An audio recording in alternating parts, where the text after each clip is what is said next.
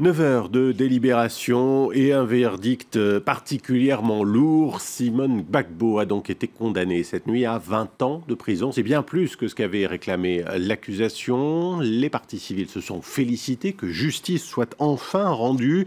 Mais pour les avocats de la défense et pour le camp pro-Gbagbo, c'est un déni de justice et un verdict politique qui va un peu plus diviser le pays. Florent Rodeau.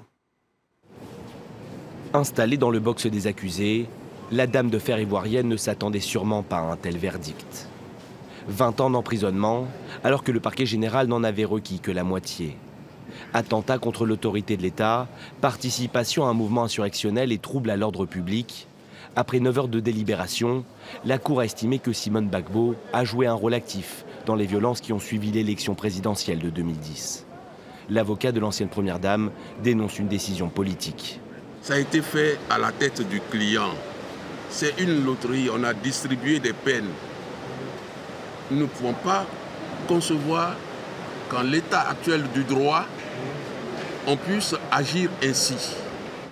Simone Gbagbo comparaissait en compagnie de 78 autres co-accusés. Pour l'avocat de l'État ivoirien, unique partie civile au procès, les juges ont su se montrer à la hauteur.